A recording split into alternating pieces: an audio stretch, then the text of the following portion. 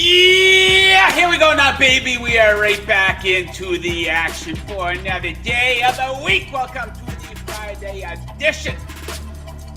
Before you bet, Aaron live right now on the Covers YouTube and X channels. If you're watching on YouTube right now, smash that like button right down there. If you're not already subscribed, smash that subscribe button right down there. Great big show planned for you guys today. 3 different guests. Brad Powers will be by in a matter of seconds to recap some of the action we saw last night in college football. We'll look at some of the action tonight and into the weekend. So we'll get some best bets from Brad. After that, my old buddy Iain MacMillan will be dropping in to talk a little Atlanta Falcons, some of his favorite futures bets and some of his favorite bets for week 1 of the NFL season. And we will wrap things up with Major League Baseball. As I always say, guys, if you want to be involved in the show, it is very easy to do so. Hit up that live chat on YouTube or over on X. Let us know what bets you were in on tonight for Major League Baseball. What do you like this weekend in college? Any futures you like in the NFL? Super Bowl prediction, perhaps. Drop it in the comments section and we will read a few off throughout the course of the program. Okay. Enough small talk. Let's get right into the action. Let's go down to sunny Las Vegas, where we join our guy, Brad Powers. Brad, how are we making out? Doing well. It is always sunny here in Las Vegas, at least 320 days of the year. Indeed. I've been there twice this year. I hope to get back by the time the year is out. Okay. So last night, the story of the night in college football, of course, the Colorado Buffaloes, they didn't make it easy on themselves. And I guess the story of that game, what a debut by Travis Hunter, around 130 yards, 3 touchdowns. So my question to you as a prospect, how do you think he stacks up against the receivers that went in the top 9 in the NFL draft this year? Yeah, I mean, obviously he's a first-round draft prospect, probably going to be play himself into the top 10. As of right now, if you're just looking at him as a wide receiver, I'd rather have the 3 guys from last year, just because, I mean, keep in mind, Travis Hunter came out of high school as a defensive back. He was a 5-star defensive back, played a little wide receiver at Jackson State his freshman season, played a little more wide receiver last year at Colorado, and now it's expected to play more snaps at wide receiver in his junior season. He's still refining his craft, but I mean, you see the body control, you see the great hands. He needs to get a little bit more physical. He has been in the weight room this offseason, so that's a positive. But I mean, obviously, I'd still rather have Marvin Harrison Jr., Neighbors, and Dunze. At least at this point, that can change by the end of the season. I get 10 more data points. So how good of a defensive back is he? Is he a pro-level defensive back? Because, all the attention, he had 3 tackles last night. That's not bad, but all the attention's obviously at the wide receiver position. Yeah, I mean, he could get drafted as a defensive back. It's just, I mean, I don't think he could be a 10-year starting defensive back at the next level. Again, not physical enough. And it seems, look, it could be a mental thing. He wants to play wide receiver. So if you don't want to play something at the next level, at the ultimate level of the sport, I don't know if it's going to be for you. Okay, so we had an avalanche of games last night. Any big takeaways from what we saw last night? Well, let's keep it at Colorado. I mean, I think it's a very combustible situation. I mean, can you imagine had they lost that game, what the narrative had been this morning? And on paper, at least as of right now, that was supposed to be their easiest game. Colorado's an 11.5-point favorite. They got Colorado State, but it's on the road. And obviously that game last year at home against Colorado State went to 3 overtimes. So that's not going to be a layup in a couple weeks. They're going to be about a touchdown underdog at Nebraska next week. I didn't see a much different team than what I saw a year ago. So I saw a lot of athletes in space, but I didn't see it at the line of scrimmage. They got whipped in a lot of spots against North Dakota State at the line of scrimmage. And boy, if you're getting whipped by them, boy, Nebraska's coming to town. You're in a physical Big 12 with the likes of Utah and whatnot. I stand by my 5-7. They're not going to a bowl game. Yeah, Neon Dion trying to cover the spread there at the end. It looked like that would have been. Can you imagine had they left? All they had to do was take a knee. Can you imagine if North Dakota State would end up scoring? Again, it's a combustible situation. The narratives will be wild on following Colorado football this year. Okay, around 500 viewers watching live right now across YouTube and X. A couple guys in the live chat. Our guy Nick Newport Jr., NASCAR expert, has a question in there that we'll get into towards the end of the show. And Mark S., what is up?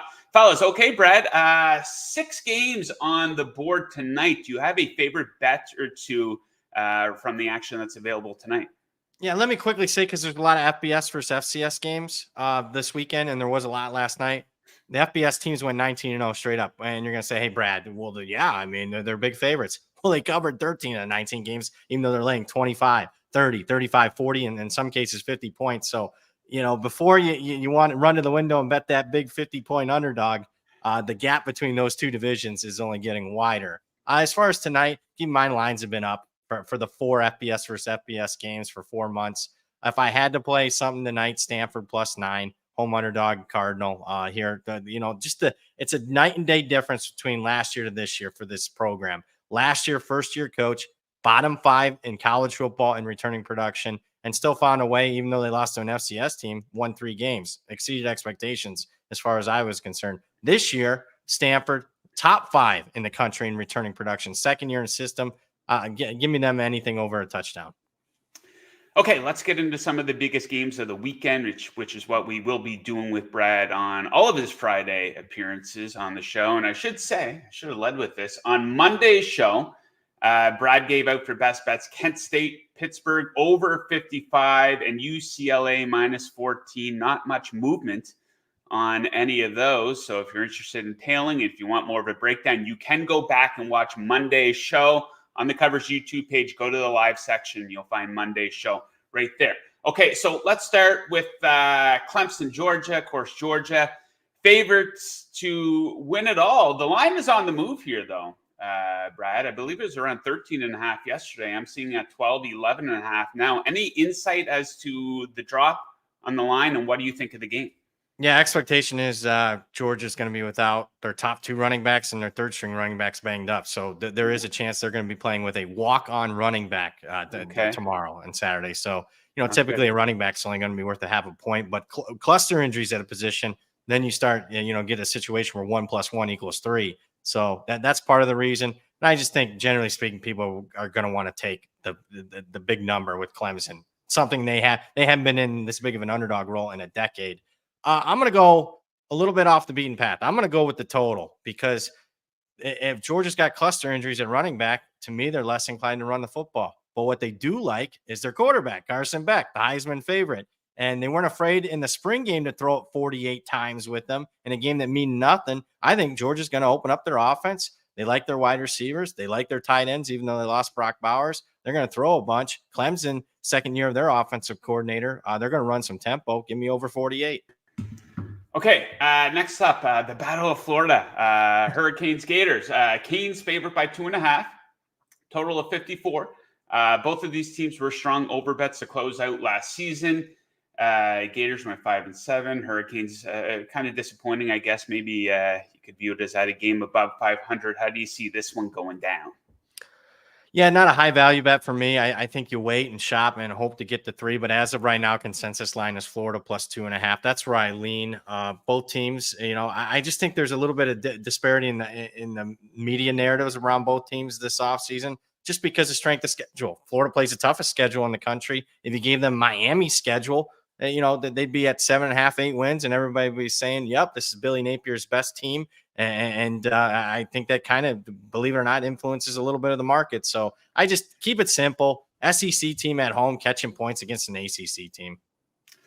Okay, next up, we have Notre Dame, Texas A&M. A&M favored by 3, total of 46. The Fighting Irish closed out last season as a pretty solid spread bet, a good over bet as well. But you take a look at the Aggies last season on their home field, 6-1 straight up.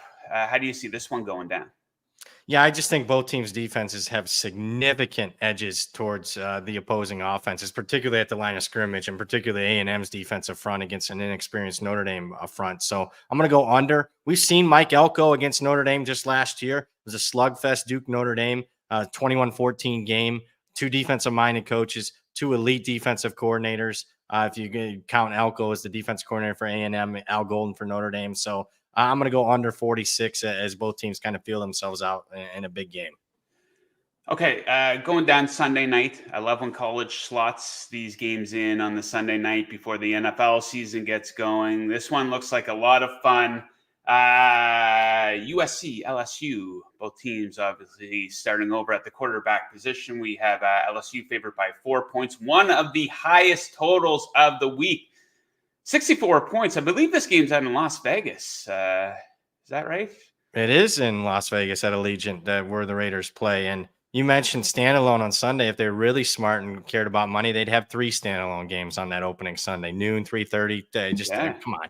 This is simple, folks. Take advantage of you don't want to compete against the NFL, but what NFL's not playing, go ahead and take advantage of that. But it is what it is there. As far as the game, a lot of money coming on USC. At the current number, I would lean LSU -4. I cannot get over the fact of their offensive line, one of the best, maybe the best offensive line in the country, particularly their set of tackles against an LSU defensive front. They're projected 2 deep on that defensive line, one guy over 290 pounds. I think they run over USC's defensive front. You do mention the total, though. Both teams' defenses are better this year, and you did lose 2 of the best quarterbacks in college football last year. So what's going to happen with the game in Vegas is everyone's going to be betting over because they were the 2 best over teams in college football. They're playing one another. At post, 5 minutes before kick, I want to bet under on this game. Yeah, that's what Jake Butt was saying on yesterday's show, that we lean the under in this one. Are you going to attend the game, or not your cup of tea getting out to the crowded stadium? It depends on how Saturday goes. If it's a great Saturday and I'm feeling good, then I'll try to go. If not, it's no days off. Get back to the grindstone for week 2. Yeah, a couple cold ones at Allegiant, hopefully here for Brad. Okay, so before we let you go, so we always talk about it. The reason you come on Monday and you give out your best bets is we want to get ahead of some of these numbers, right? But you hammer it home as much as you want. People, or the casual bettor, they'll be hammering a bunch of bets here Saturday morning.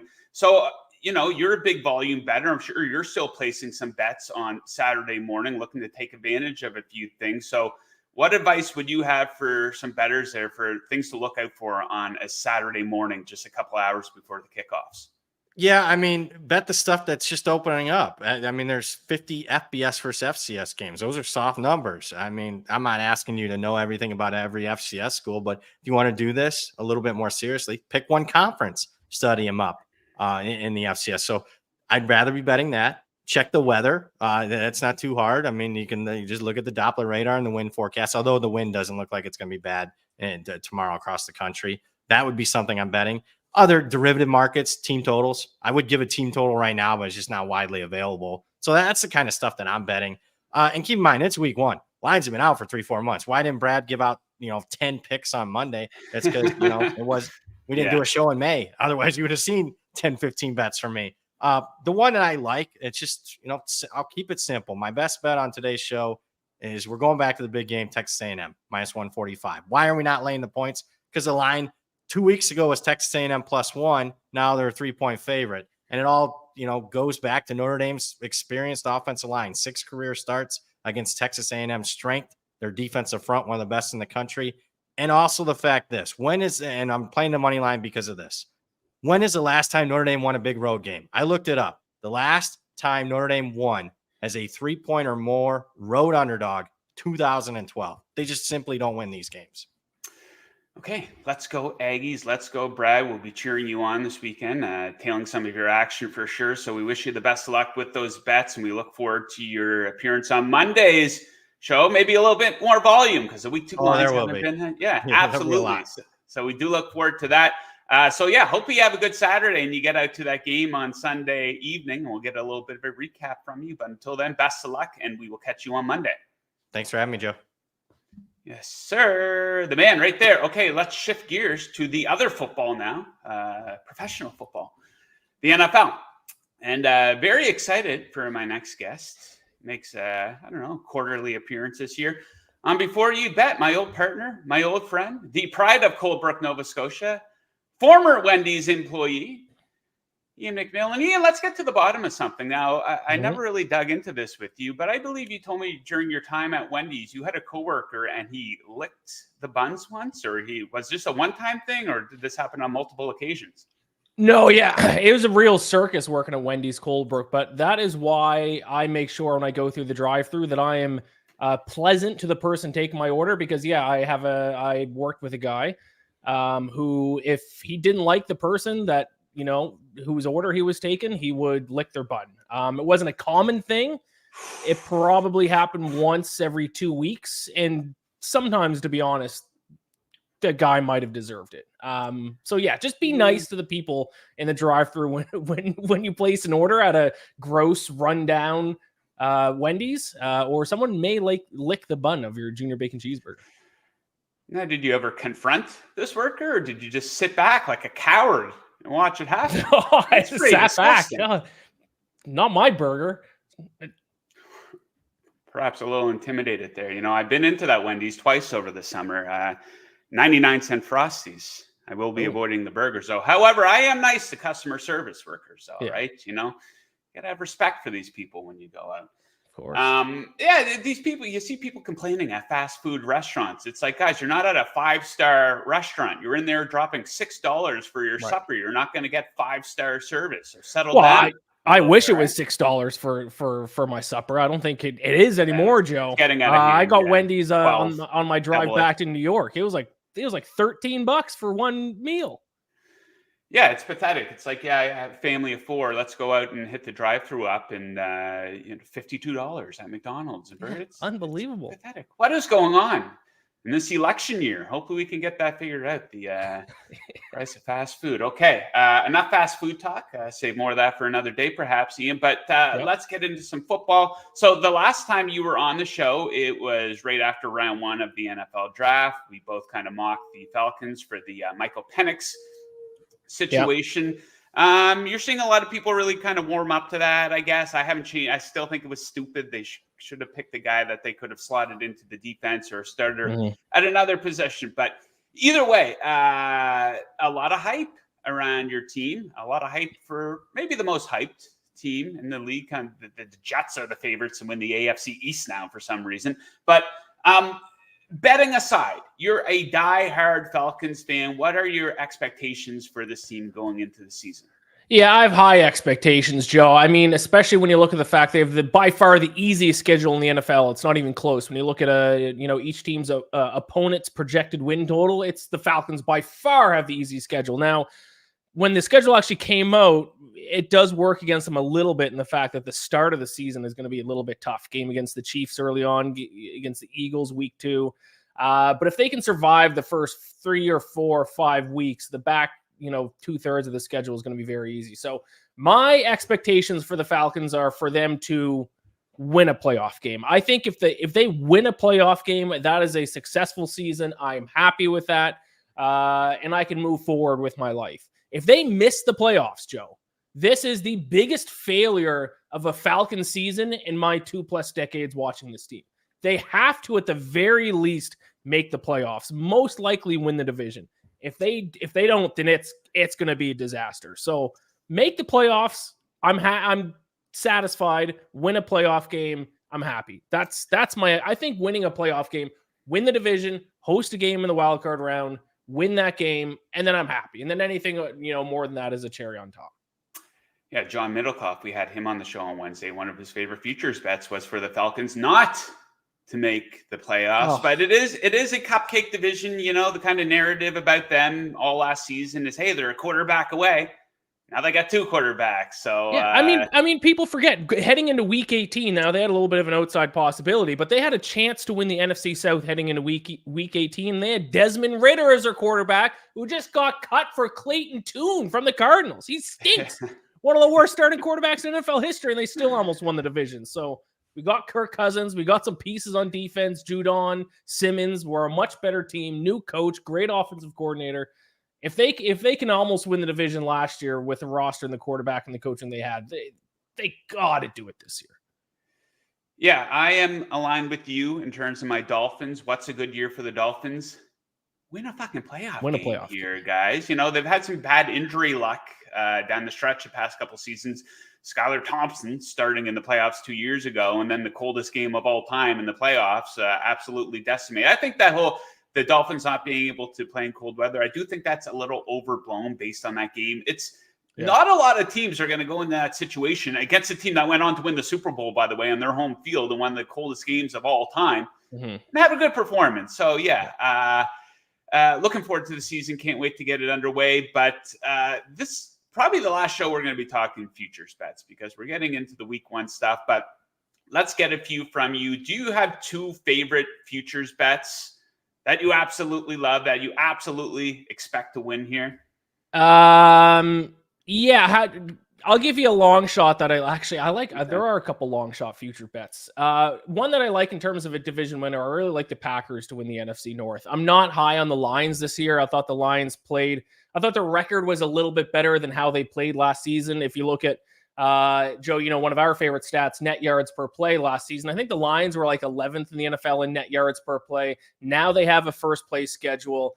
And then you got the Packers, obviously one of the youngest teams in the NFL. Usually these young teams take a step forward after, another year of experience. We saw how good they were in the second half of the season last year. Should the Lions be favored to win the division? Yeah, probably. Should they be as big of favorites as they are? I absolutely do not think so. So I like the Packers to win the NFC North. A little bit of a long shot play that I like for a future, a little bit of a strange one that you probably haven't heard. I like the Vikings to be the last winless team. So for the Vikings to be the last team to win a game. Okay. The reason why week 1, this bet also may immediately lose because they have the Giants in week 1. So that's a winnable game for the Vikings. I think the line's at close to pick them. But after week 1 against the Giants, listen to the Vikings' next 6 games: 49ers, Texans, Packers, Jets, Lions, Rams, and then even after that, Colts and Jaguars. So after week 1, they got a tough stretch. I'm not a Sam Darnold guy. People were telling me last year Sam Darnold is better than Brock Purdy when he was his backup in San Francisco. That's insane. He's never done anything in the NFL. I like this bet even more now that J.J. McCarthy is hurt and Sam Darnold's the starting quarterback. So once again, that bet could lose week 1 if they beat the Giants, which is like a pick 'em. But if they don't win that game, it's going to be a while before they get the first win. So that's like 11-1. I got that at for the Vikings to be the last team to get their first win. Okay, that's fair. I like that breakdown. Okay, I'm going to ask you about week 1 here in a second, but everyone who's been on the show this week, we got to get your Super Bowl pick. Who do you like to beat who? So, yeah, on one of my shows, Stacked in the Box, I gave out a Super Bowl pick. So I'm going to give out the same one. I could also tie this into another long shot bet that I like, and I promise this isn't pandering, Joe, but I do love your Miami Dolphins this season. Miami Dolphins to be the number 1 seed in the AFC, 10-1. There's a futures bet for you. And my pick is for the Dolphins to, now it's a bold pick, for them to beat the Cowboys in the Super Bowl. Oh, the battle of the frauds. Could you imagine? They both get there. You know me, Joe. God. I got a soft spot for frauds. I got a soft spot for teams who choke in big spots. Sometimes, not usually, sometimes if you knock on the door enough, eventually, it's going to open for you. We saw it, not to switch sports. My guy, Xander Schauffele, is a longtime Xander guy, biggest choker of all time. What happened this year? He won 2 majors. It can happen. These choking teams, these choking athletes can get through. I think the Cowboys are an extremely talented roster. 3 straight seasons of 12-5. I think the Dolphins have the most explosive offense in the NFL, and they low-key made a lot of really good additions on defense. Yeah, secondary is going to be good. Secondary is going to be a lot better. A lot of good veteran depth pieces.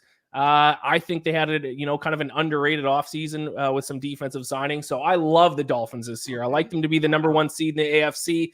Now we'll see if they can rack up those playoff wins. But if you're looking for a dark horse Super Bowl winner, I don't think there's anyone better than the Dolphins. Yeah, they can get that home field advantage. The Boston Celtics, I wouldn't say that they were necessarily choking a lot, but they were a team that couldn't get over the hump in the NBA playoffs. We saw them do that this year. And I think with the Dolphins, I haven't heard a whole lot of positivity from people, but it's either, no, I don't like them, or, they might get in, they might not. I think that they just left a really bad taste in people's mouths. The way things ended last season. Sometimes people don't look at the context of the situation. Yep. They were down like 6 defensive starters at the end of the season. Both running backs were beat up. Tyreek Hill, Waddle were beat up, and revolving door on the offensive line. But, you need to have some injury luck. That's why I think it's hard for the Kansas City Chiefs to necessarily three-peat. It might be hard for the 49ers to get back too. Injury luck has a lot to do with it. So, I absolutely love that pick. The Dolphins over the Cowboys. How fun would that be? Okay. Week 1. I think that's probably the end of NFL futures talk on the show. We've been doing it for 6 months. Goddamn, 6 months here. So let's end that right now. Is there anything on the week 1 board? I'm sure you still have some more research to do. I absolutely do. But is there anything that you've already clicked the bet button on? Yeah, I'm in the process. As you know, Joe, I bet on every single game. So I'm in the Yes. process of locking in my week 1 picks. I'll give it a pick that I do have locked in, and it's for opening night Ravens Chiefs. It's not a fun bet. Nobody wants to cheer for an under bet on opening night, but I think that has to be the smart bet against the Ravens and the Chiefs. People forget the Ravens and the Chiefs, the top 2 scoring defenses in the NFL last season, fewest opponent yards per game or opponent points per game, fewest opponent points per play, top 5 in opponent yards per play. Like we obviously all know how good the Ravens defense is, but I think some people are forgetting just how good the Chiefs defense is too. And we got a total of 46.5. That's too high of a total for me on opening night between, 2 of the top 5 defenses in the NFL. I get that it's not a fun bet. Maybe you can sprinkle in some prop bets too, so you have something fun to cheer for. But I love opening night Ravens Chiefs. I love the under. Yeah, I got to dig into that one a little bit more. I'm leaning Chiefs to cover this spread, kind of based on the fact that last year's season opener against the Lions, they were kind of just sleepwalking that entire game. As you recall, they lost that game on their home field. So I think they come out with a little bit more passion, a little bit more fire this time around. Okay, Ian, so some busy months ahead for both you and I. It is a fun way to make a living. Let the people know what you have going on this season and where they can find your work. Yeah, you can find my written work on Sports Illustrated, si.com/betting. If, like I mentioned earlier, I bet on all 272 NFL games. It is the road to 272 bets. You can listen to that on the Bacon Bets podcast. And I'm also doing a show where I'm talking NFL non-betting stuff twice a week, stacking the box. It's Mondays at 9:30 a.m. and then Wednesdays at 5 p.m. Eastern, previewing the upcoming week. So, a lot of stuff going on.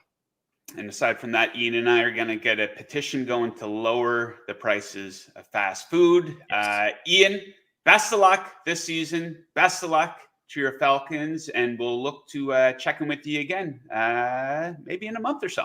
Sounds good, Joe. Thanks for having me on. Take care, and good luck to your Dolphins. Thanks, buddy. Have a good weekend. Okay, there we go. What a spot. A solid 12 minutes. Ian bringing the heat. Never shy with the hot takes. Okay, final section of today's show. Let's get into some Major League Baseball as we are on the doorstep of the final month of the regular season. We bring in the man with the sexiest smile in all of sports betting, our guy Jingles. What's shaking, man? Good spots. I love Brad Powers cluster math. 1 + 1 = 3. That's a cool line. I like that a lot. And Ian never makes me want to eat at Wendy's again. So, but always great to hear his insights. And I mean, he's high on the Dolphins, right? Like it's a contrarian play. I know you liked it, but it is a pretty big number for the number 1 seed. What was it? 11-1. So yeah, I'm not running out to get it, but like it's in the range of possibilities.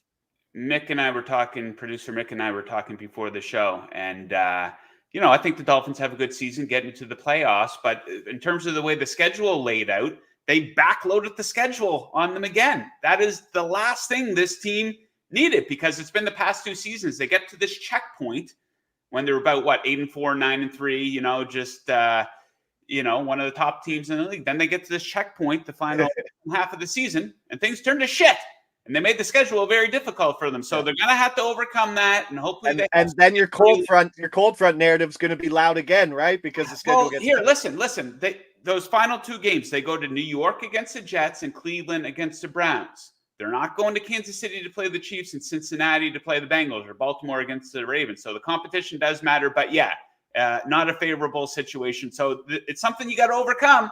You're playing in the AFC. Most of the top teams play in cold weather outdoor situations. Although the Bills, are they still talking about building a dome in Buffalo? I know they're doing a new field, and there was talk of them doing a dome, but maybe they backtracked on that a little bit. If Josh Allen's your quarterback, wouldn't you want that as your advantage in the cold weather, just to have a strong arm, gigantic human being to, right? As opposed to you don't want to face Miami indoors in late January. Well, that's your home field advantage, right? Yeah. I don't know. That was a story from maybe a year ago. Maybe they backtracked on that, though. Okay, so I think we got, 7 total picks here for Major League Baseball. Big Martin Perez day. Ooh, here Martin Perez on the show. Producer Mick, maybe we should have thrown him in the thumbnail instead of promoting, or we should have led with Martin Perez. Never mind this college football stuff. But let's get into it. I got 2 to lead off, and then we'll kind of go back and forth here a little bit. Let's start with the good old-fashioned full game money line bet. It's been a while, but I think we got a good one here. Plus money on the San Diego Padres. Take them to win this game in Tampa Bay at that dump Tropicana Field. So the wheels have fallen off here for Taj Bradley. He was on an absolute roll, not much anymore, though. A 7.96 ERA over his last 5 starts, 5 or more earned runs 3 times in this span. Taking on the Padres, strong versus right-handed pitching. Martin Perez, a lot more on him here soon. He is delivering for the Padres. He came over to them at the deadline for the Pirates. He has a 2.70 ERA. Since coming over. 5 starts, San Diego, 5-0 in those 5 games. Really rallying behind this guy. He's taking on a Rays team that stinks against left-handed pitching, and the bullpen edge does go to San Diego. 2nd versus 25th in bullpen FIP over the last 2 weeks. So all eggs into one basket for me with Martin Perez. I'm going to take him on a prop bet under 2.5 earned runs coming in at plus 100. So he is 4-1 against this number since joining the Padres. Plus sub 90 pitch games aren't rare for him. I believe back-to-back 79 pitch games for Perez here as a member of the Padres, taking on a Tampa Bay team, like I said, awful versus left-handed pitching, 27th in OPS over the last month with a very high strikeout percentage. And they also stink at home here offensively. They're ranked 29th in Major League Baseball in OPS at home since the All-Star break. And for the season, they also ranked 29th in runs scored in innings 1 through 5. So big Martin Perez night potentially. Now, you don't necessarily hate him tonight, but there's a market that you don't like him in. I don't like him, but Yes. The numbers he's put up in San Diego aren't who Martin Perez is. This was a guy who was an 11.5 to his under strikeout total in Pittsburgh before coming over. He had a really great stretch, but his last 2 starts, you kind of touched on, Joe, 79 pitches, 79 pitches. Why is he only going 79 pitches? Well, guess what? He's been getting blown up. He started off last start really well. I was on his over 15.5 outs, but the wheels fell off. And when his wheels fall off, it gets ugly. A lot of pitches per plate appearance, so don't expect him to go very deep. Let's hope Martin Perez can kind of fall back to who he is. Obviously, the only issue there is Tampa Bay. We know that, they're a very high strikeout team, but in this spot, I think the leash is worth the risk there. So we can both go, but I'm not too high on Martin Perez, but I'll take 75 pitches from him. Yeah, so that short leash actually favors both of our bets here. So let's hope. Here's a good situation. He throws 3 innings. No, he throws 4 innings, let's say. 60 pitches. The Padres get off to a great start. They go up 4-0. Somebody at Tropicana Field pulls the fire alarm. Ooh. They got to evacuate the building. And then they restart the game about an hour and a half later. He doesn't come back, and the Padres go on to win and get the money line for me there as well. Jeez. So imagine like if you were there and you're like Sonny Grace at 5.2 outs, right? And you're at Busch Stadium and you just go pull that fire alarm just to win your $50 bet. Would it be worth it? Probably not. Just to win your parlay. Yeah. Who knows? People are desperate out there. Okay, let's keep on rolling here. Fun looking series in Houston this weekend. The Kansas City Royals in town. Seth Lugo on the bump here. I don't understand this number. So his outs recorded is set at 18.5. Minus 145. I think this one is worth it. So Lugo, absolutely. This guy has had a great season. Not a lot of pitchers break out in their mid-30s, but he has. But he is starting to get smacked around here. 4 or more earned runs allowed in 4 of his last 6 starts. And consider the competition lately here for Seth Lugo. So lights out performances since the All-Star break versus the Angels, Tigers, and White Sox. But it was absolutely awful against the Phillies, Twins, Red Sox, and Cubs. 4 or more earned runs allowed against each of those opponents. And the Astros, obviously a pretty solid opponent, especially on their home field. Pretty good versus right-handed pitching here. 9th in OPS. A lot of hard contact over the last 2 weeks. So Lugo might have a good game here. He might throw 6 innings, a shutout baseball. But I was actually hoping it flipped to 17.5 so I could get like plus 190. Yeah, I have my eyes on that as well. But yeah, I was under the impression it was going to move, but it stood still there at 18.5. So I'll happily bet that one. Next up, let's go to Cincinnati. Nick Martinez on the bump. The Brew Crew in town. And what do you like for him? Game starts in 5 minutes. Game 1 of a doubleheader. Wow. I know, but this one has and you can see in the graphic, it has a very wide range of outcomes here. He threw just 54 pitches in his last start and went just 3 innings pitched. Gave the ball to Carson Spires after. We could see that. We're not sure, but that's kind of one of the possibilities. And if he does go, I mean, he's a hit per inning guy, and his leash is kind of short. He's like a reliever turned starter. He's only got maybe 3 starts in him since coming out of the bullpen. There's a situation where he goes 5 innings and gives up 5 hits. But there's also the probability of him going 3 innings and passing the torch to Carson Spires, especially in the first game of that doubleheader. So they might be doing that. No one's really talking about it. And if you get some of those unders, it might be sweat-free if all of a sudden Cincinnati's like, nope, 3 innings, that's all we need from you today. Okay, closing in on 1,500 live viewers right now across YouTube and X. Active live chat. Nick Newport Jr., he likes Lugo over 2.5 earned runs. Like I said, he has been struggling against good competition. He is on the road against a pretty solid Astros team. Guys, hit up that live chat. Let us know where you are watching from. Let us know what you like tonight in college football, if there's any action that you are on. Okay, 2 more bets to go here. Not a guy I back often, but I think a pretty good situation here, and I think the numbers support it. Austin Gomber of the Colorado Rockies at home. We're going to go over 15.5 outs, minus 115. So you dig into it, and it kind of surprised me. So Gomber, the guy is out there to eat innings, quite simply. So he's had 16 or more outs in 9 of his last 12 starts, and in 6 of his last 7 at Coors Field. So if he gets out there and if he allows, 3-4 runs and the pitch count is still relatively low, they're going to keep him in the game. And I think he has an opportunity not to get the absolute shit kicked out of him tonight against an Orioles team that is really struggling offensively right now. 27th in OPS over the last 2 weeks. And another part I like about this bet, no rush for Colorado to run out to the bullpen. Their bullpen stinks, first of all. And second of all, they threw 5 innings there yesterday. So they would absolutely love to get 6 innings pitched out of Gomber here tonight. We got to check. We got to check your Colorado starting pitcher love, Joe. It's starting to get out of hand. What's that now? How much you love Colorado pitchers over this week? I mean, I can't.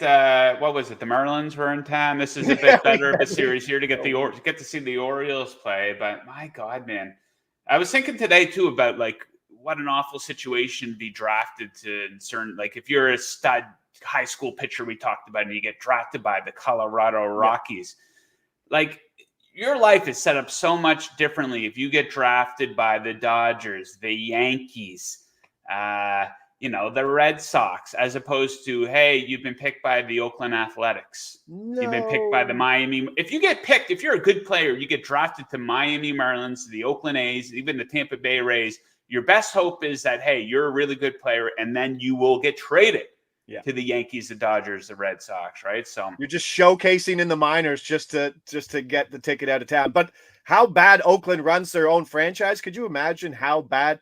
I don't even know who their affiliates are, but like their single A team must just be, you know what I mean? Like just hurting. Peanut butter and jelly sandwiches, the worst bus in town. Tap water.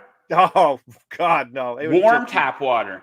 Oh yeah. That'd be rough. Okay, let's wrap up the MLB section of the show. Then a bit of a question to kick around here. So Ben Lively on the mound, the Guardians playing host to the Pirates. The Pirates on a 1-9 slide on the road here, kind of limping to the finish line here as we go into the final month of the season. What do you like for Lively tonight? Yeah, Pittsburgh also had to sit on that ungodly blown win for Paul Skeens where they gave up 11 unanswered runs to Chicago on Wednesday. Ben Lively, this is my favorite play of the day by far. Under 5.5 hits allowed, plus 110. It's starting to get shorter. Coming off a season high, 105 pitches. That's very alarming for a guy who was averaging 85 pitches per start over his previous 10 and on the season. That's a lot more pitches. There's a lot of outs within this. Even if he pitches on a full leash, which he probably won't, I still like the under. He's gone under in this with a full leash in 6 straight games. So best case scenario, they hold him to about 80 pitches.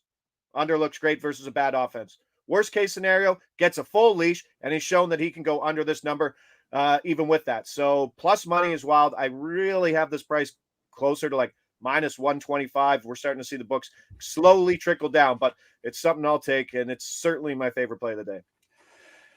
Okay, let's recap our bets here for the day. Then a question to kick around. So my best bets, I like the Padres, full game money line, a little bit of plus money there. Martin Perez, all eggs in the one basket here with the Padres, under 2.5 earned runs. Seth Lugo, under 18.5 outs, and Austin Gomber over 15.5 outs. Jingles, if you want to recap your picks there. Yeah, I'll go on just the under train there. Ben Lively, under 5.5 hits allowed, plus money. Martin Perez, under 4.5 strikeouts, minus 110. And Nick Martinez, who's starting right now, under 5.5 hits allowed, plus 115. Please give me 3 innings of Nick Martinez, and I'll be happy to say. Milwaukee's a pretty good money line favorite right now, minus 115. Okay. Colin Ray versus that Nick Martinez combo, maybe with Carson Spires. So I'm also on that Milwaukee money line. Okay, closing in on 2,000 live viewers, so that's a lot more than we started with. A lot of you guys might be tuning in to catch the Brad Powers segment. That was at the start of the show, but you can easily go back to the start of the show over on the YouTube channel. Brad broke down some of his favorite plays for the biggest games this weekend. So you're going to want to check that out. If you're new, we're bringing in a lot of new viewers. That's what football season does. You're going to want to be subscribed to the Covers YouTube channel. We are covering everything that there is to cover in the world of sports betting. We're going to be all over the NHL season when that gets going. Jingles, one of our lead guys there for sure. All over the NFL, college football, UFC, PGA, you name it, NBA kicking off soon here as well. So a fun question to kick around here, Jingles. NASCAR expert. He says, good morning, gentlemen. Yesterday, you guys talked about the best MLB uniforms. Who has the best uniforms in the NFL? So what I will say about that is Major League Baseball with their uniforms, I think they have a little bit more to work with in terms of how they incorporate the logo. Yeah. Football is just kind of like the big numbers. Maybe they'll have like a patch of the logo up in the corner, but the full uniforms in terms of home, away, the alternate, for me, it would have to be the San Francisco 49ers with the red and the gold and the white. They look absolutely beautiful. I think the Detroit Lions with that shade of blue, they look great. I don't mind their alternates, the gray ones. And then my number one jersey in the NFL, I'm biased, of course, but it is the Miami Dolphins green throwbacks. Absolute beautiful. What says you? I'm boring. I'm very boring. But it comes from, I don't know, growing up, early 90s, lots of hip hop. Just the Raiders blacks. Yes. Right? They were just so iconic. I had a Tim Brown jersey. I thought I was the baddest guy on the block. I got a Bo Jackson black too, and I just think it's the sharpest one. Because like you said, you don't get a lot to play with for an NFL uniform, but the blacks are probably by far the most intimidating ones. Another color scheme I like, the Giants and the Bills. They go with the blues with the white lettering with the red around it. Yeah, I think that those look pretty good. Guys, if you're watching the replay, hit up the comment section. Let us know who has the best uniforms in the NFL. And we're going to leave it at that, the 44-minute show here today. But it was a big week this week. It was the first week we went 5 days a week, covering a lot of college football, NFL futures. But next week, we're talking NFL games, baby. Week 1 is here, less than a week away. We got the Thursday night football game. We got the Friday night football NFL game, which I absolutely love because the start of every NFL season, that gap between the season opener on Thursday and then the Sunday games, it always feels like forever. So it's so perfect that they're getting this Friday night football game, and it's a great matchup too down in Brazil. Eagles and Packers, kind of leaning the over in that one. Some more research to do on that one. Nick Newport Jr. says the 90s Seahawks unis. Yeah, they were beautiful. I think they wear those throwbacks around once a year.